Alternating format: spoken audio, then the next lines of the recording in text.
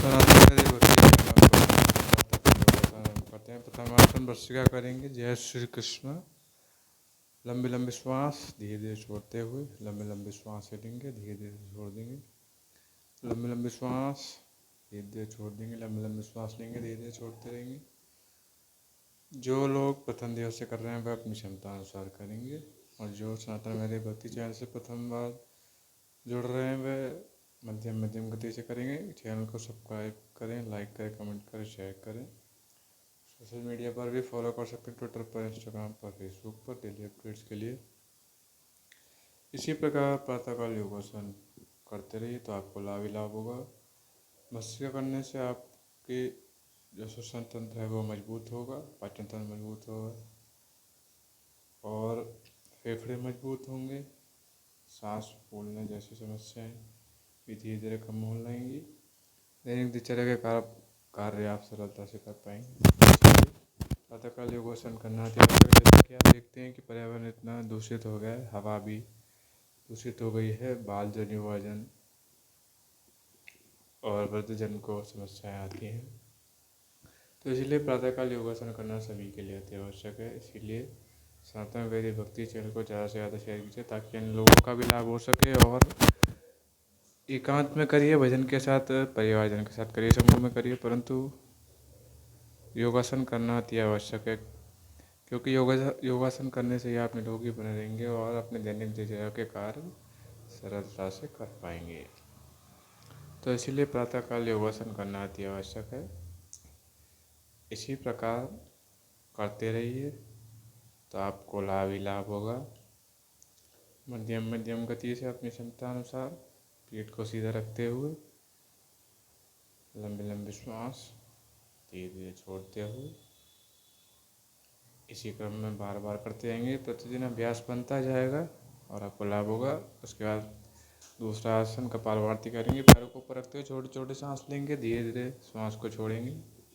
इसी क्रम में बार बार करेंगे तो उससे आपको लाभ होगा। फेफड़े मजबूत होंगे, पाचन तंत्र मजबूत होगा, सर में दर्द कम होगा, मधुमेह जैसे रोग कम होंगे और अन्य आदि लाभ होंगे। आपको मानसिक रूप से शांति मिलेगी। इसलिए पीठ को सीधा रखते हुए मध्यम मध्यम गति से श्वास को छोड़ते रहें और लेते रहें। इसी क्रम में बार बार करते रहेंगे। सब अपनी क्षमता अनुसार करेंगे, अधिक जोर लगाने की आवश्यकता नहीं है। अन्य लोगों को भी योगासन करने के लिए प्रेरित करें। पूरे दिन में एक समय निकाल कर योगासन अवश्य करें। प्रातःकाल सबसे उत्तम है, बाकी आप अपने कार्य अनुसार समय निकाल कर सकते हैं, परंतु करना ही मुख्य उद्देश्य होना चाहिए, क्योंकि योगासन करने से ही आपका स्वास्थ्य अच्छा रहेगा, आप निरोगी बने रहेंगे। निरोगी बने रहेंगे तो समाज के प्रति कार्य कर पाएंगे। अगला आसन अनुलोम विलोम करेंगे। दाहिने श्वास नलिका से लेकर बाएं श्वास नलिका से छोड़ देंगे, दाहिने से लेंगे, फिर दोबारा बाएं से लेंगे। बार बार इसी क्रम में करेंगे। उससे बाएं और दाहिने मस्तिष्क में रक्त संचार बेहतर होगा, पाचन तंत्र मजबूत होगा, श्वसन तंत्र मजबूत होगा, फेफड़े मजबूत होंगे, रक्त संचार बेहतर होगा, तलवार बाहर निकलेंगे, थायराइड जैसी बीमारी कम होगी, हाई बीपी, डिप्रेशन और स्ट्रेस भी कम होगा धीरे धीरे।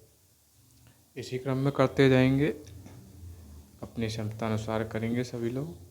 अधिक जोर लगाने की आवश्यकता नहीं है। प्रतिदिन करते जाइए, अभ्यास आपका बनता जाएगा। इसी क्रम में बार बार करना अति आवश्यक है। ठीक प्रकार से करें, धीरे धीरे करें, जितनी देर हो पा रहा है उतनी देर ही करें। अधिक जोर लगाने की आवश्यकता नहीं है। प्रतिदिन करते जाइए, अभ्यास आपका बनता जाएगा। उसके बाद ध्यान लगाएंगे, लंबी श्वास लेकर मूलाधार चक्र का ध्यान करते हुए, सारी चिंताओं को त्यागते हुए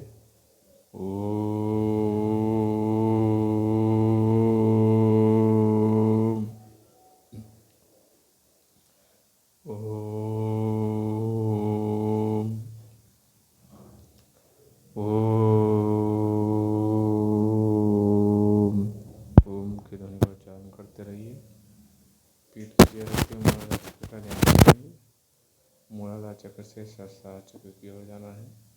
प्रथम चक्र से लेकर सप्तम चक्र तक, प्रथम चक्र से दूसरा चक्र स्वादिष्ठान चक्र, फिर तृतीय चक्र मूलाधार चक्र, चतुर्थ चक्र अनाहत चक्र, पंचम चक्र विशुद्ध चक्र, षष्ठम चक्र, आज्ञा चक्र, सप्तम चक्र, सहस्त्रार चक्र। इसी क्रम में सातों चक्रों को जागृत करने का प्रयास करेंगे। प्रथम चक्र का ध्यान करेंगे और ओम की ध्वनि का उच्चारण करते रहेंगे धीरे धीरे। ओम।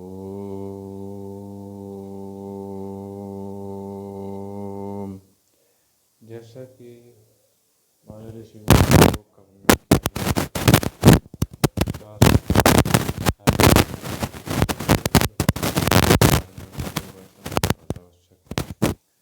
और अगर आप विद्यार्थी हैं तो भी एकाग्रता बहुत जरूरी है। महर्षि पतंजलि ने भी अपनी योग की जो ग्रंथ हैं उनमें भी यही वर्णन किया है, और स्वास्थ्य के प्रति हमें किस प्रकार दिनचर्या करना चाहिए वह भी बताया है। तो योगासन करते रहिए, निरोगी का जीवन जीते रहिए, अनुपान का ध्यान रखिए और व्यस्तता में भी समय निकाल कर योगासन अवश्य करिए। उसी से आपका लाभ होगा और कल्याण भी।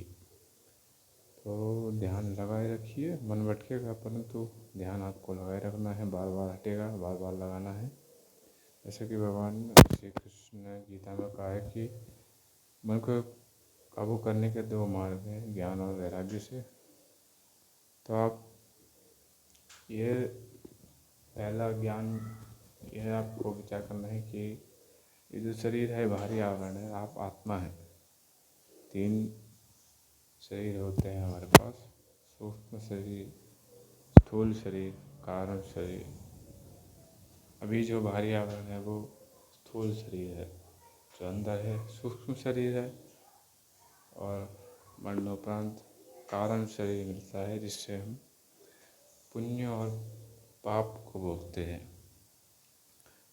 और वैराग्य, उसमें आपको ये विचार करना है कि जो सब संसार है ये परिवर्तनशील है, परंतु जो भगवान है, परम आत्मा है, वह परिवर्तनशील नहीं है, वह सदा सर्वदा एक से ही रहते हैं। तो इसी भाव को रखते हुए ध्यान आप लगाए रखिए। आपका ध्यान बढ़ता जाएगा, एकाग्रता बढ़ती जाएगी। जैसे जैसे आपकी एकाग्रता बढ़ती जाएगी, पहले चक्र से फिर दूसरे चक्र की ओर आप ध्यान केंद्रित कर सकते हैं, परंतु शुरुआत में मूलाधार चक्र से ही करेंगे। प्रतिदिन आप करते जाएंगे, अभ्यास बनता जाएगा, अवधि भी ध्यान की आपकी बढ़ती जाएगी। पीठ को सीधा रखते हुए करना है। अधिक दृढ़ता करने के लिए पहले आप आसन को जीतिए, एक अवस्था में बैठने का अभ्यास बनाइए। अभ्यास बनेगा तभी आप अधिक देर तक योगा भी कर पाएंगे। और जो किसी रोग से ग्रसित हैं वह कठिन आसन नहीं करेंगे, सरल आसन भी चिकित्सक की सलाह पर ही करेंगे, अन्यथा नहीं, क्योंकि हम नहीं चाहते कि आपको कोई कष्ट हो और आपको किसी प्रकार स्वास्थ्य में कोई हानि हो। तो इसीलिए आप अपनी क्षमता अनुसार ही योगासन को करेंगे। जल्दी करने की कोई आवश्यकता नहीं।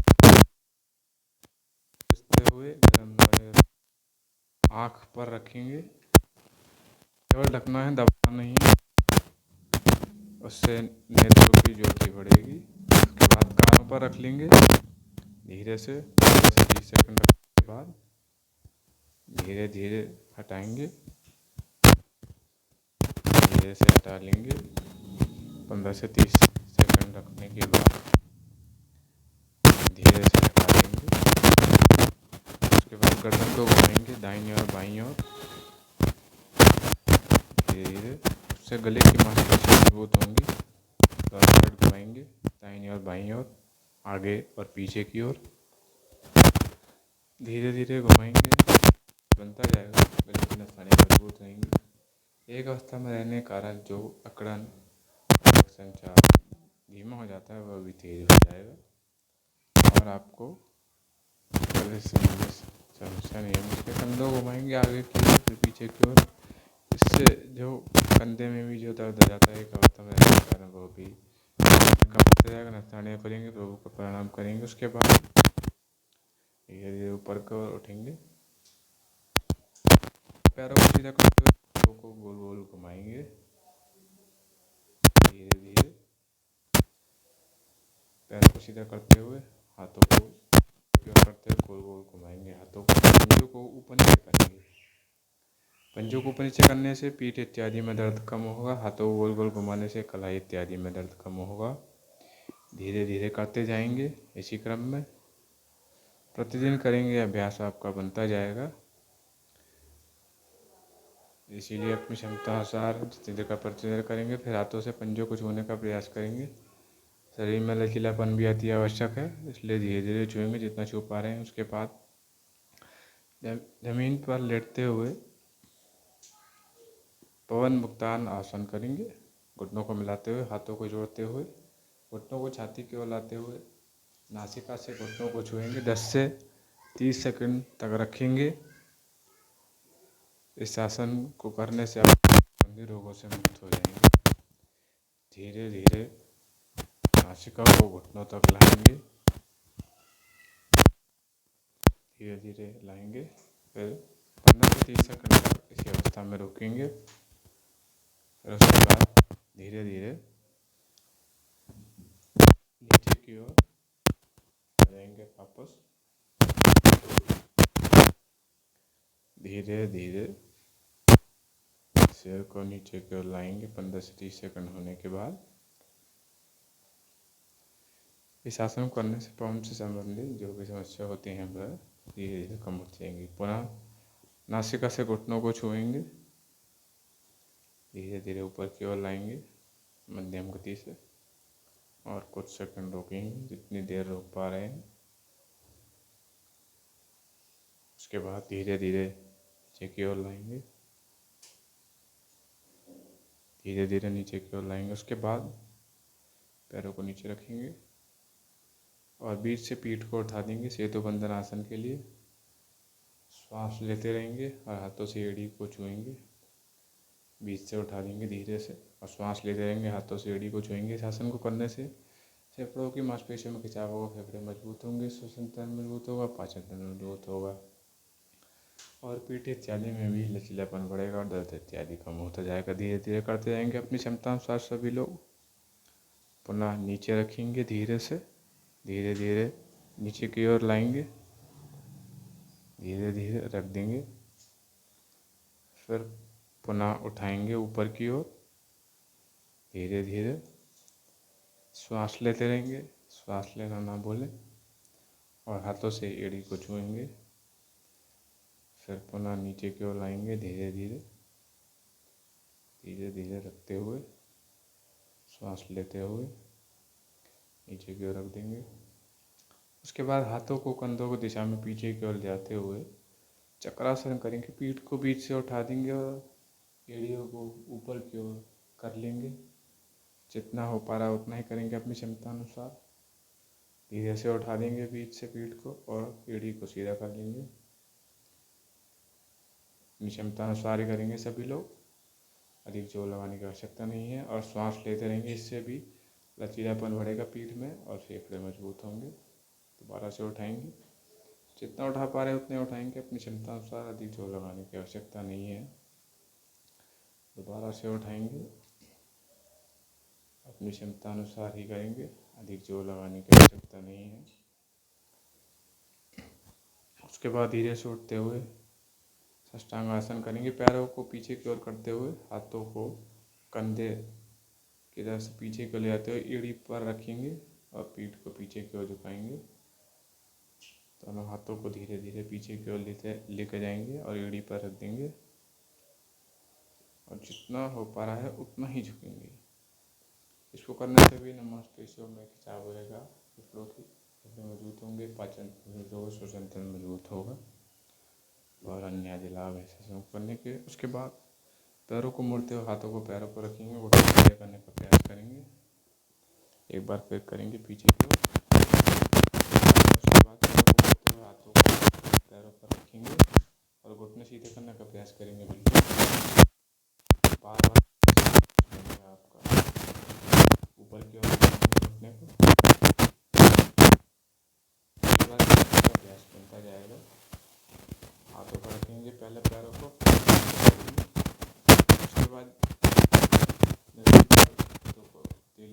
मोड़ते हुए घुटने सीधे करेंगे।